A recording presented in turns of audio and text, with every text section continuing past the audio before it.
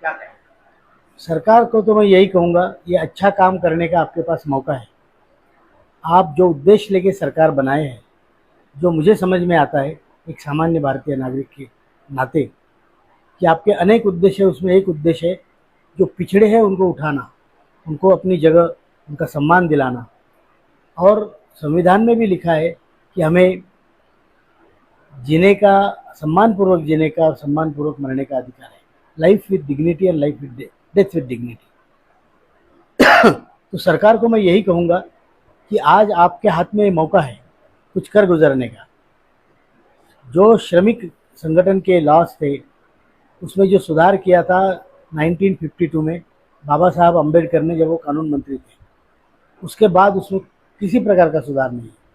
आज उनकी सामाजिक सुरक्षितता उन्हीं के पैसों से प्रदान करने का ऐतिहासिक अवसर हमारे आदरणीय प्रधानमंत्री नरेंद्र जी मोदी के पास है। उन्होंने उसका फ़ायदा उठाना चाहिए। हमारे लोगों को गर्त से निकालकर एक सम्मानजनक ज़िंदगी प्रदान करने के लिए उन्होंने कुछ कदम उठाने चाहिए, अच्छे निर्णय लेने चाहिए। तो ये आने वाली पीढ़ियाँ भी उनको दुआएं देती रहेगी। इतना ही कहूँगा। सर, आप लोगों की बात पार्लियामेंट के अंदर कई जिम्मेदार सांसदों ने उठाया। या संसद के अंदर जो भी पटल पे बातें होती है वो रिकॉर्ड होती है, उसके उसके ऊपर कार्रवाई होती है। ईपीएफ 95 के ऊपर क्यों नहीं आखिर काम हो रहा है? देखिए, हमने आज तक मैंने देखा है तकरीबन 100 सांसदों ने हमारा प्रश्न अलग अलग पार्टियों के संसद में उठाया है। राज्यसभा में, लोकसभा में, दोनों तरफ मुद्दे उठे हैं। उसके बाद तकरीबन 250 पौने 300 सांसदों के हमारे पास लिखित पत्र है सपोर्ट के। सारे ट्रेड यूनियन जितने हैं भारत में, उन सभी के पत्र है हमारे समर्थन के लिए। सभी कुछ मतलब दिखने में ऑन द पेपर सब कुछ ठीक लग रहा है, लेकिन सरकार की इच्छा शक्ति अभी तक नज़र नहीं आ रही है। वो नज़र आनी बहुत ज़रूरी है। और इसीलिए मैं आपके माध्यम से हाथ जोड़ के आदरणीय प्रधानमंत्री जी को ये दरख्वास्त करूँगा कि इसमें स्वयं अपना लक्ष्य दें, अपना ध्यान इस पर केंद्रित करें और हमारा काम करें। मेरा आखिरी सवाल है हमारे साहब, जैसे कल आप धरने पे बैठेंगे, आपके पास सांसद भी आएंगे, मंत्री भी आएंगे, तो इस बार जैसे पहले भी हमारे गुमराह किया गया, अगले दिन आपकी बात हुई थी, अगले दिन उठाया जाएगा, तो कहीं ऐसा तो नहीं आप लोग उसी बीच में धरना खत्म कर दें? नहीं, देखिए, हमने 2 दिन के धरने की नोटिस दी है, जो कि कल और परसों होगा। कल का धरना कितना बड़ा होता है इसके ऊपर अवलंबन है। अगर ज़्यादा लोग आते हैं, पुलिस अगर कुछ करते हैं, धरना तो हम करेंगे। और हमने परमिशन ली है, बाकायदा परमिशन। तो धरना करेंगे, शांतिपूर्ण ढंग से करेंगे। आसपास के लोगों को क्या कहेंगे जो 100 किलोमीटर के आसपास ईपीएफ 95 के पेंशनर है, आने के लिए कल जंतर मंतर पे? मैं तो उनको ये कहूँगा, भाई ये अवसर है, जागो, स्वाभिमान की ज़िंदगी जीने का एक मौका आपके पास है। आप घर में बैठेंगे तो भी आपकी पेंशन बढ़ेगी जब सबकी बढ़ेगी, लेकिन वो आपको दिया हुआ, योद्धाओं ने दिया हुआ दान होगा। क्यों ना आप खुद योद्धा बने और उस दान का हिस्सा बने, उस विजय का हिस्सा बने। विजय का हिस्सा बनना आपके ज़िंदगी में एक ही बार ये अवसर है, इसको आप छोड़िए नहीं। मरना सबको है, हम सब मर रहे हैं, लेकिन क्या करके मर रहे हो, इसको बहुत इम्पोर्टेंट है। घर में बैठ के 1 दिन या 2 दिन कुछ ज़्यादा आप काम नहीं कर रहे हो, लेकिन यहाँ आकर जब आप लड़ोगे तो लाखों लोगों की लड़ाई में आपका बहुत बड़ा योगदान होगा। इसलिए आप आइए, अपनी लड़ाई है, खुद की लड़ाई। तो केंद्रीय कार्यकारिणी की मीटिंग है, पूरे देश से जो हमारे स्टेट लीडर्स हैं, स्टेट के राष्ट्र अध्यक्ष, सेक्रेटरी, उसके बाद कोऑर्डिनेटर, उपाध्यक्ष, ये सब लोग यहाँ पे आए हुए। तकरीबन 100 प्रतिनिधि है, 22 राज्यों के लोग आए हुए। और इन सब में एक चर्चा बैठक है जो हमने अब तक किया, अपने अपने स्टेट में लोगों ने क्या किया, क्या उसकी डिफ़िकल्टीज़ है, कुछ अड़चने हैं। तो ये हमारे जो इंटरनल प्रॉब्लम होते हैं वो भी सॉल्व होते हैं। और आगे आने वाली तारीखों में हम क्या करेंगे, कैसा करेंगे, इसके ऊपर भी चर्चा होती है। तो ये बहुत अच्छी तरीके से कार्यक्रम ऑर्गेनाइज हुआ है। हमारे दिल्ली के जो राष्ट्रीय सचिव है आदरणीय बहुगुणा जी, रमेश बहुगुणा जी, और दिल्ली प्रदेश के अध्यक्ष BS राणा जी, उन्होंने बड़ी मेहनत करके मीटिंग ऑर्गेनाइज की है।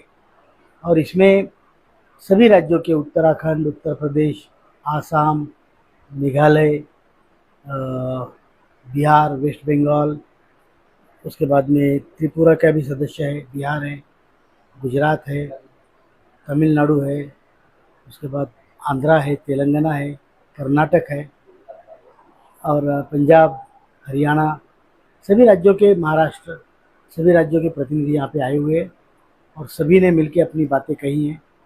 कल कल जो आप लोगों का धरना प्रदर्शन कल और परसों का है, उसके विषय में कुछ बात हुई है?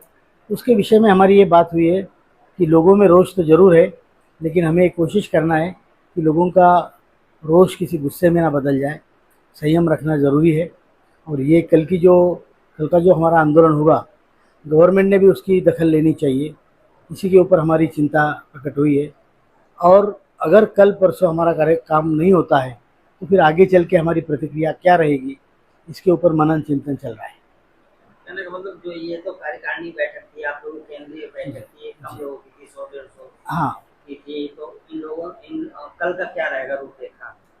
कल की रूपरेखा तो ये रहेगी कि पूरे प्रदेश से जत्थे आएंगे जंतर मंतर पे, वहाँ पे स्टेज बना होगा, सब लोग अपने विचार भी प्रकट करेंगे, आक्रोश करेंगे और उसके बाद कई एमपीज़ है जो आएंगे, हमें समर्थन देंगे, हमें आशीर्वाद देंगे और हमारा काम जल्द से जल्द हो, इसके लिए वो भी सरकार से कुछ गुहार लगाएंगे।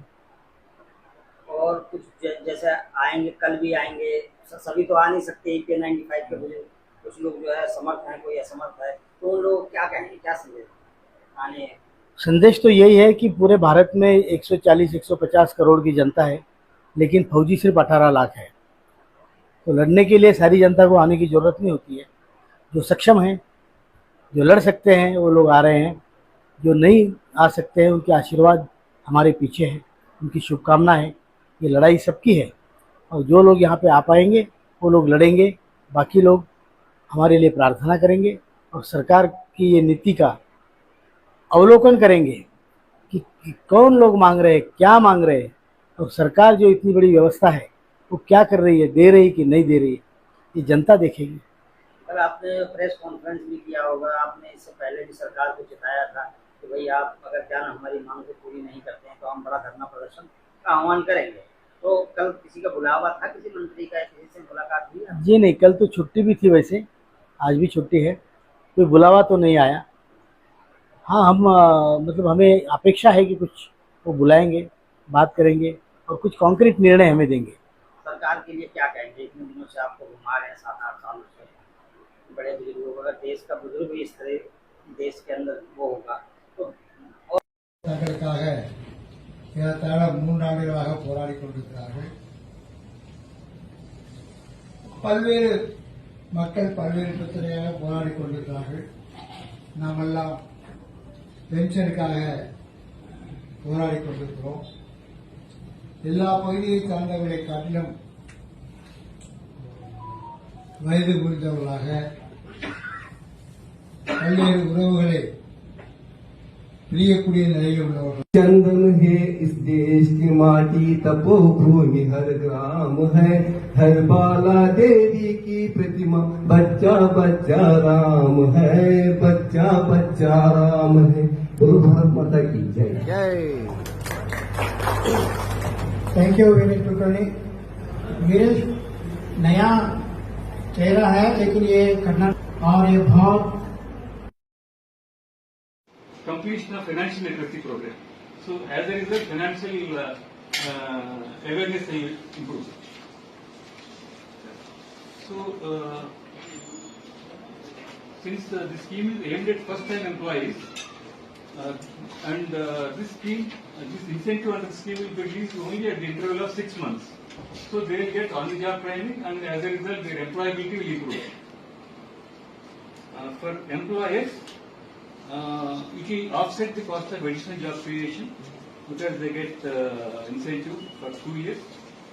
Then, because this incentive under the scheme will be released only after 6 months, so attrition is expected to reduce, and there will be more coverage of employees under Social Security Net. So these are the benefits of the scheme. Next. Yeah.